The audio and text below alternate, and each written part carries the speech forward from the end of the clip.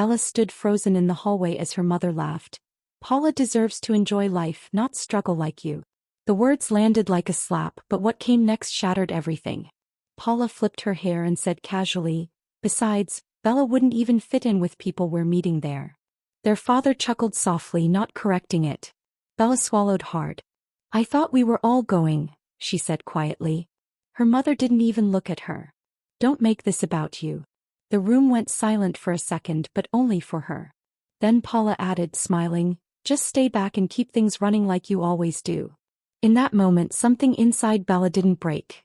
It shifted. That night, Bella sat on the floor of her room, unpaid bills scattered around her like quiet witnesses. "You always manage," her mother's voice echoed in her head, but this time it sounded different. Not praise. Expectation. She picked up a receipt and laughed softly, but there was no joy in it. "I manage because no one else does," she whispered. Her phone buzzed. "Paula again. Don't forget to send me money if I run low." Bella stared at the message longer than usual. "No thank you." No hesitation. Just demand. She typed nothing. For the first time in years, she didn't respond immediately. Instead, she looked around her room slowly and said, "Maybe the problem isn't me staying, maybe it's me being available." The next morning, Bella reached for her bag when voices from the kitchen stopped her mid-step. "Once she's gone for work, we should move her things out of the main room," Paula said. "She doesn't need space she's not using." Their mother agreed instantly. "Exactly. She's not really building anything here anyway." Bella's chest tightened, but she didn't walk in. She stood there listening. "And that promotion she mentioned?" Paula scoffed. "She won't take it. She's too scared to leave us." Their father added quietly, "She always comes back." Bella closed her eyes slowly. For years they had been right. But today, they wouldn't be. At work, Bella sat across from Mr. Collins, but this time she wasn't surprised by his offer. "It's a leadership role," he said, sliding the document forward. "And the salary is $70,000 a year." Bella didn't blink. "And full control over regional operations?" she asked. He smiled slightly. "Yes." She nodded once. "I accept." But she didn't stop there. "I also want to take on restructuring authority for underperforming divisions." Mr. Collins leaned back, impressed. "That's ambitious." Bella met his eyes. "So is being underestimated." For the first time, she wasn't just leaving, she was positioning herself. That evening, Bella didn't pack immediately. Instead, she opened her laptop and began reviewing documents she had quietly gathered over the years. Bills she had paid. Transfers she had made. Records of everything she had covered for the family. "If they think I'm nothing," she said softly, "then they should try living without everything I've been." Her phone buzzed again. "Pa, did you pay the Wi-Fi?" Bella smiled for the first time that day, but it wasn't soft anymore. It was calm. "No," she whispered. Then she closed the laptop and added quietly, "And I'm not going to." The next morning, Bella woke up before sunrise, not because she had to, but because she wanted to. She sat at her desk, her laptop open, reviewing everything with calm precision. "Electricity, under my name," she murmured. "Internet, also mine." One by one, she clicked through accounts she had been quietly managing for years. No anger. No hesitation. Just decisions. She picked up her phone and made the first call. "Hi, I'd like to terminate my service by the end of today." The agent paused. "Are you sure?" Bella smiled faintly. "Very sure." As she ended the call, she whispered to herself, "Let's see how things run, without me." By afternoon, the house began to feel the shift. The Wi-Fi stopped first. Then the electricity flickered before going out completely. "What's going on?" Paula shouted from her room. "Mom, the power is gone." Their mother rushed into the hallway, confused. "Didn't we pay the bill?" she asked. Paula grabbed her phone. "Bella always handles it." There was a brief silence before realization started creeping in. Their father frowned. "Call her." Paula dialed quickly. The phone rang once, twice, then went to voicemail. "She's not picking up," Paula said, her voice edged with something new. Not irritation, unease. Miles away, Bella sat calmly in her office, reviewing her onboarding documents while her phone buzzed repeatedly on the table. She glanced at the screen, seeing her family's names flashing one after another. "It's starting," she said quietly. Rachel walked past her desk and paused. "Everything okay?" Bella nodded. "Better than okay." She picked up her pen and signed another document, her movements steady. For the first time, she thought, my life is not reacting to them. Her phone buzzed again. She turned it face down. "They'll figure it out," she added softly, "just like I always had to." Back at the house, tension had replaced comfort completely. "The water pressure is dropping," their father said, turning the tap in frustration. Their mother looked around, overwhelmed. "We need to fix this now," she said sharply. Paula crossed her arms. "How? We don't even know where to start." Their father sighed deeply. "Bella handled all of this." The silence that followed was heavier than anything before. For years, her presence had been invisible because it was constant. Now her absence was loud, undeniable, and inconvenient. Paula sank into a chair slowly. "She really stopped everything," she whispered. That evening, Bella finally picked up her phone and saw dozens of missed calls. She opened one message from her mother. "Why is everything disconnected? Call us immediately." Bella read it once, then leaned back in her chair. For a moment, she remembered every time she had been called only when something was needed. Every time she had been expected to fix things without question. She typed slowly. "You'll need to handle things yourselves now." She stared at the message before sending it, then added one final line. "I'm no longer responsible." As she pressed send, a calm settled over her. Not anger. Not sadness. Control. The next morning, the house was unusually quiet, not because everything was fine, but because no one knew what to do next. "We can't keep living like this," their mother said, pacing the living room. Paula sat on the couch, staring at her phone. She hasn't replied again. Their father rubbed his forehead. "Check the accounts," he said. "Maybe we missed something." Paula opened the banking app, her expression shifting almost immediately. "Wait, what?" she whispered. "What is it?" their mother asked quickly. Paula looked up slowly. "There's nothing coming in anymore." The words landed heavier than the power outage. This wasn't temporary, it was a cut. "Nothing," their father repeated, stepping closer. Paula turned the phone toward him. "All the automatic payments, they were coming from her account." Their mother's face went pale. "That's not possible," she said weakly. "We've always managed our own expenses." Paula shook her head slowly. "No, we thought we did." The truth began unfolding piece by piece, and it wasn't gentle. Their father sank into a chair. "She's been covering everything," he said quietly. The room fell into silence again, but this time it carried something sharper than confusion. It was realization. Not of what they lost, but of what they never appreciated. At her new office, Bella sat in a conference room, listening as executives discussed restructuring plans.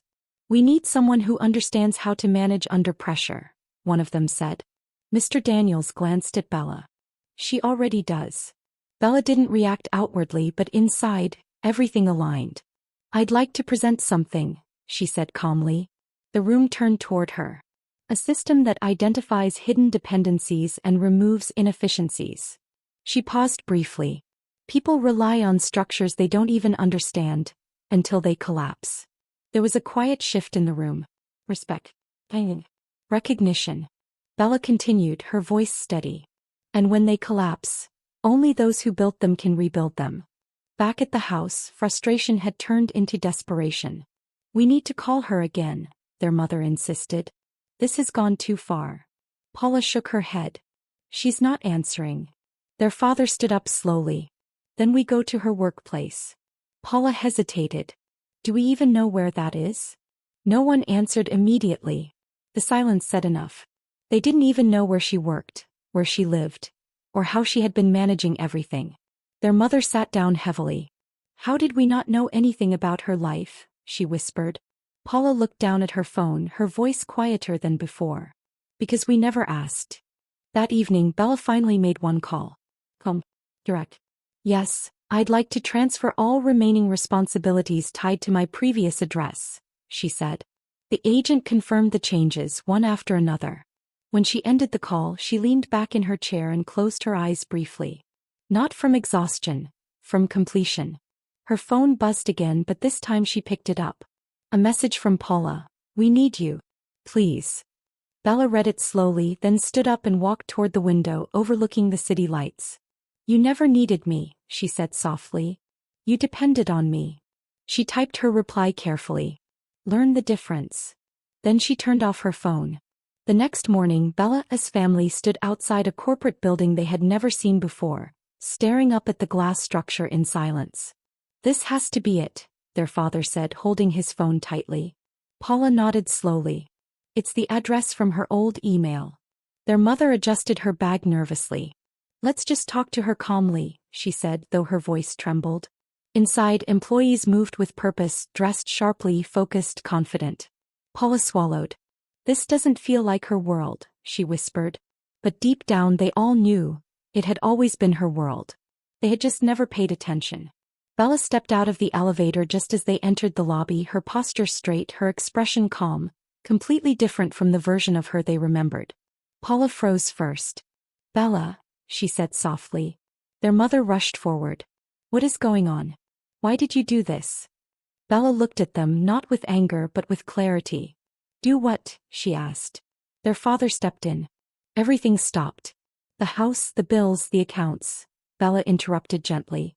"No. I stopped." The words landed harder than anything else. Paula shook her head. "You can't just leave us like this." Bella's gaze didn't waver. "That's exactly what you've been doing to me for years." Their mother's voice cracked. "We didn't realize," Bella nodded slowly. "That's the problem," she said. "You never realized anything because you never had to." Paula's eyes filled with tears. "We need you," she said, her voice breaking. Bella tilted her head slightly. "No," she replied calmly. "You need what I was doing for you." Silence followed. Heavy. Unavoidable. Their father looked down, his voice quieter than before. "We made mistakes." Bella took a step closer, her tone still steady. "You didn't make mistakes," she said. "You made choices." Repeatedly. Paula wiped her tears quickly. "So what now?" she asked. "You just leave us like this?" Bella paused for a moment, then reached into her bag and pulled out a small envelope. She handed it to her father. "This is a list," she said. "Every bill, every account, every responsibility I handled." He opened it slowly, scanning the pages, his hands trembling slightly. "This is everything," he whispered. Bella nodded once. "No," she corrected. "That's just what you noticed." She stepped back, creating distance between them. "What happens next is simple," she added. "You figure it out, the same way I always had to." For a long moment no one spoke. The noise of the lobby faded around them, leaving only the weight of truth standing between them. Paula looked at Bella one last time. "Will you ever come back?" she asked quietly. Bella held her gaze, then shook her head gently. "I'm not leaving," she said. "I've already left." She turned and walked toward the exit, her steps steady, her shoulders light. Behind her they stood still, not abandoned, but finally aware. As the glass doors opened and the city air rushed in, Bella whispered to herself, "I wasn't invisible, they just never looked." And this time she didn't look back. The days that followed were nothing like before for Bella's family, and the change was immediate. Bills piled up on the table, each one demanding attention they didn't know how to give. "How does this even work?" Paula asked, holding a statement in her hands. Their father sat quietly, reading through the list Bella had given them again and again. "She handled everything," he said, his voice low. Their mother moved around the kitchen slowly, as if the house itself had become unfamiliar.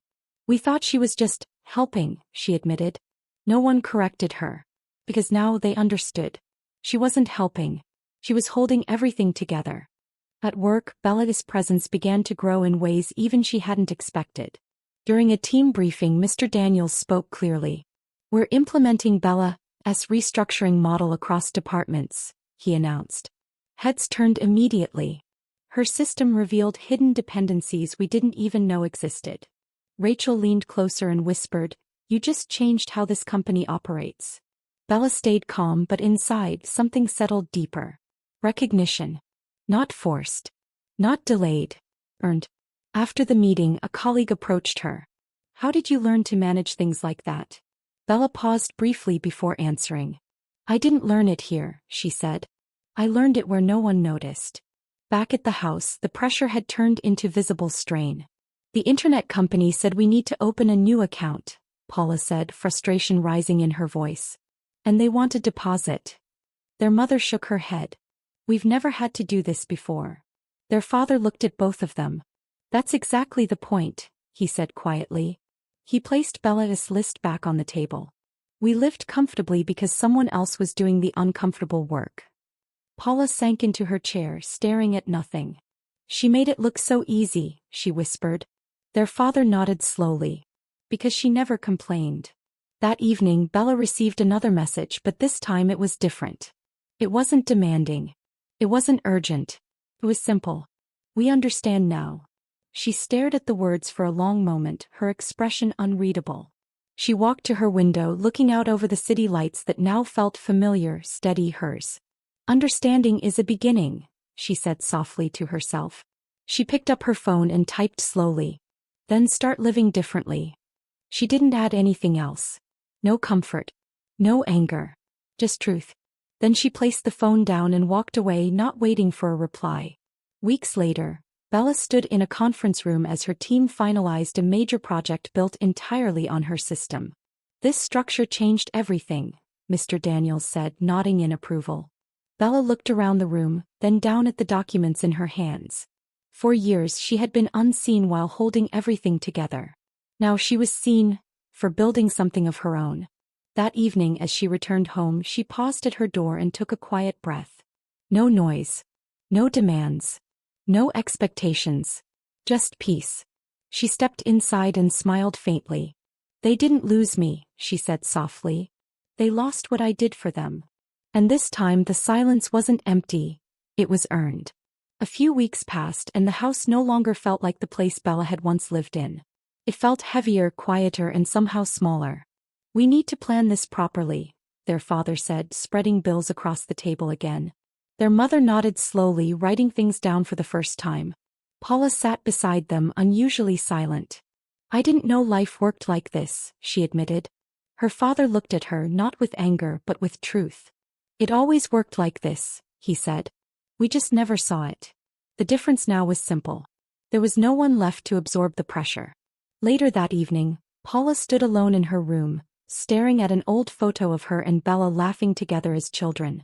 When did it change? She whispered. The question lingered in the silence. Not because it had no answer, but because the answer was uncomfortable. It didn't change suddenly. Changed slowly. Through small moments of ignoring, expecting, assuming. She sat down on the bed and exhaled deeply. I thought she would always be there, she admitted to herself. And for the first time she understood something clearly. Bella didn't leave because she was weak. She left because she had finally stopped accepting less.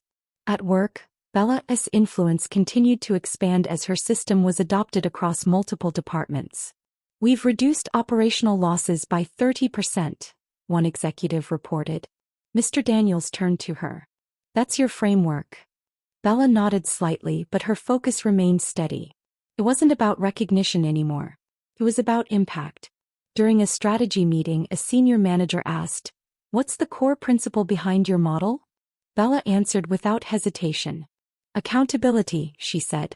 Everything works when responsibility is clear. The room fell quiet for a moment. Because the answer wasn't just professional, it was personal. Back at the house, their mother sat quietly one afternoon, holding her phone as if she wanted to say something but didn't know how. Should we call her? She asked softly. Their father shook his head. Not to ask for help, he said. Only when we have something different to say. Paula looked at both of them. Like what? She asked. He paused before answering. Like we've changed. The room fell silent again, but this time it felt different. Not heavy, but reflective. They were no longer looking for Bella to return and fix things. They were beginning to understand that if she ever returned, it would not be to the same people she left behind. That night, Bella stood by her window once again, looking out over the city that had become her own. Her phone rested quietly on the table, no longer a source of pressure or demand. She picked it up, scrolled through old messages, then paused at one of Paula's earlier texts. She didn't reply. She didn't need to. Instead, she set the phone down and looked at her reflection in the glass. I didn't change, she said softly. I just stopped shrinking. The city lights flickered beyond her, steady and alive. And for the first time, everything in her life reflected exactly what she had become. Someone who no longer needed permission to exist. Months passed and the rhythm of life in the house slowly changed, but not in the way it used to be. Everything now required effort, attention, and intention. Did you confirm the payment? Their father asked one evening, reviewing a checklist he had written himself. Paula nodded. Yes, and I called them twice to be sure. Their mother looked up from her notebook. Good, she said quietly. There were no assumptions anymore, no invisible safety net holding things together behind the scenes. Every task had a name. Every responsibility had a person. And every mistake had a consequence. For the first time they were not living comfortably, they were living consciously. Paula stood in front of a mirror one morning, adjusting her outfit before heading out. I have a meeting today, she said softly, almost as if reminding herself. It wasn't a trip or a casual outing. It was responsibility. Their mother passed by and paused. You've changed, she said gently. Paula nodded, her expression thoughtful. I had to, she replied. She picked up her bag and added, I didn't realize how much she was carrying until we had to carry it ourselves. Their mother didn't respond immediately. Instead, she smiled faintly, not with pride but with understanding. Growth had finally begun, but it came at a cost. Across the city, Bella now led meetings with a confidence that didn't need to prove itself. We don't fix problems, she said during a presentation. We prevent them. The room was silent, focused, listening. A senior executive nodded.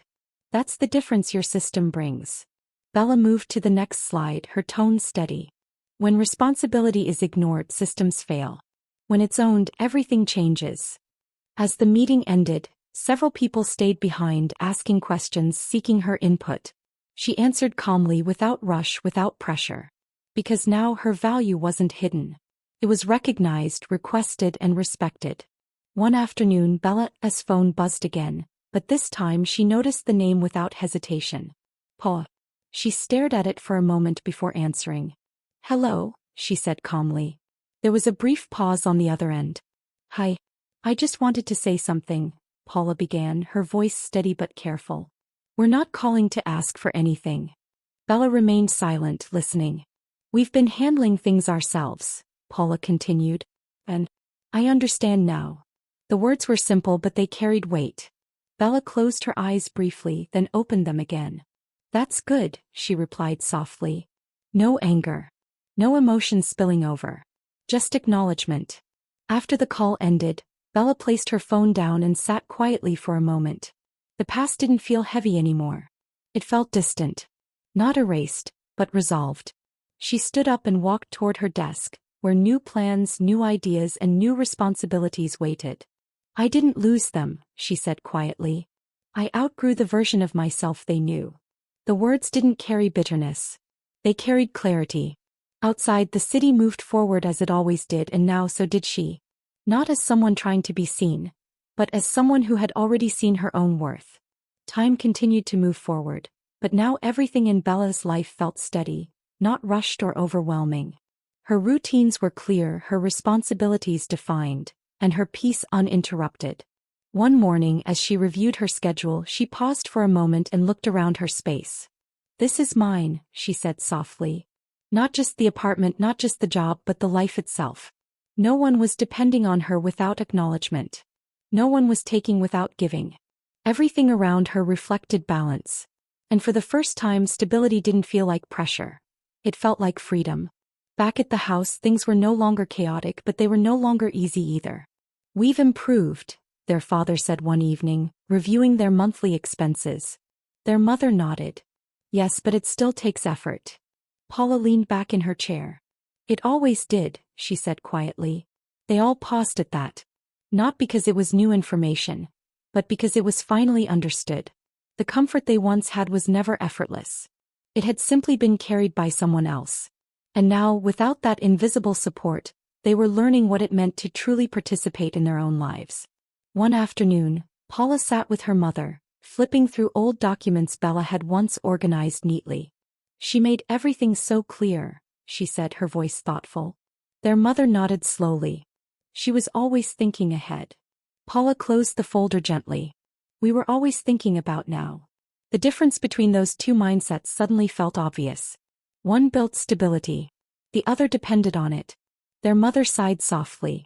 We didn't lose her because she left, she said. We lost her because we never valued what she was doing.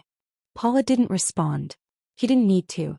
This time the truth didn't require discussion. It had already settled. That evening, Bella sat at her desk, reviewing a new proposal that would expand her system even further. Her name was now attached to something larger than just a role. It was attached to impact. She paused, leaned back slightly, and allowed herself a rare moment of stillness. I used to think being needed meant being valued, she said quietly. But it doesn't. She looked at the documents in front of her again. Being respected, that's different. The distinction was simple, but it had taken years to understand. And now that she did, everything in her life aligned with that truth. As night settled over the city, Bella stood once more by her window, watching the lights stretch endlessly into the distance. There were no unanswered questions left, no unresolved emotions pulling her backward. Everything had reached its place. She picked up her phone, looked at it briefly, then set it aside again without hesitation. There was nothing left to fix, nothing left to prove. Just a life that finally belonged to her. I didn't walk away, she said softly. I stepped into something better. And with that she turned away from the window, not because she was leaving anything behind, but because she was fully present in where she stood. The connection between Bella and her family didn't disappear completely, but it changed into something quieter and more distant. Messages became occasional, simple, and without expectation. We paid everything this month, Paula wrote one evening. Bella read it and nodded slightly to herself. No request. No pressure. Just information. She typed back briefly. Good. That was enough. There was no need for long conversations or explanations anymore. What mattered wasn't what they said now, but how they lived. And for the first time their actions were beginning to match their words. One afternoon, Bella declined a request at work, something she would have accepted without question in the past. I don't have the capacity for that right now, she said calmly. The room paused, but no one challenged her. Instead they adjusted. After the meeting, Rachel smiled at her. You've changed, she said. Bella nodded slightly. I've learned to choose, she replied. It wasn't about saying no. It was about understanding that her time, her energy, and her effort had value. And once she understood that, everything else followed naturally. Back at the house, Paula stood in the kitchen, preparing dinner while her parents handled other tasks around the house. Did you confirm the payment plan? She asked her father. Yes, he replied. And your mother scheduled the service appointment. Paula nodded, focused. The system wasn't perfect, but it was working. Not because it was easy, but because they were now involved. Their mother looked at Paula and smiled faintly. We're doing it, she said.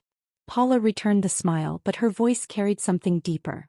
We should have been doing it all along. That night, Bella sat quietly with a cup of tea, not working, not planning, just existing in a moment she once never allowed herself to have. I used to think rest was something you earned after everything was done, she said softly. She looked around her apartment, peaceful and still. But everything is never done. The realization didn't frustrate her anymore. It freed her. Because now she no longer lived in a cycle of endless responsibility without recognition. She lived in balance. And that balance was something she had created, protected, and chosen. As the night deepened, Bella walked toward her window one last time, not searching for clarity but simply observing. The city moved as it always did, steady and indifferent, yet full of possibility. She placed her hand lightly against the glass and smiled faintly. I didn't need them to see me, she said quietly. I needed to see myself. The words lingered, not as a conclusion, but as a truth she would carry forward. And with that she stepped away from the window, leaving behind not her past, but the version of herself that once stayed in it too long. Weeks turned into months, and what once felt like a dramatic turning point slowly became normal life for everyone involved. Bella no longer thought about what had happened as something recent. It had become part of her foundation. One evening, as she reviewed her calendar, she paused and realized something simple but powerful. There was nothing on her schedule that didn't belong to her. Every task, every meeting, every plan. Chosen, not forced. This is what control feels like, she said softly. Not control over others but control over her own life. And that made all the difference. Back at the house, the changes had settled into something stable, something real. Everything is paid, Paula said one afternoon, placing a folder on the table. Their father nodded. And we stayed within budget. Their mother looked at both of them, her expression calm. We did it ourselves, she said quietly. There was no celebration, no excitement. Just quiet acknowledgement. Because they now understood that stability wasn't something that appeared on its own. It was built, maintained, and respected. And for the first time they were doing all three. Bella received one final message a few days later. It was short, simple, and different from anything before. We're okay. Thank you for everything you did. She read it once, then again, her expression soft but unchanged. There was no rush of emotion, no pull to respond immediately. Instead, she placed the phone down gently and looked ahead. Gratitude had finally arrived. But it had come after everything had changed. And that was okay. Some things weren't meant to be recognized in time. They were meant to be understood later. That evening, Bella sat quietly, reflecting not on what she had lost, but on what she had gained. I gave everything I had, she said softly. And I thought that was enough. She paused, then shook her head slightly. But giving everything without being valued isn't strength. It's silence. The realization didn't carry regret. It carried wisdom. Because now she knew the difference. And more importantly, she knew she would never return to that version of herself again. Not out of anger, but out of growth. As the story of her life continued beyond that moment, Bella didn't look back to measure how far she had come. She didn't need to. The life she was living already showed it. Peace had replaced pressure. Clarity had replaced confusion. And self-worth had replaced silent sacrifice. She stood by her window one last time, not searching, not questioning, just present. I wasn't left behind, she said quietly. I walked forward. And with that she turned away, not to escape the past, but to fully step into everything she had become.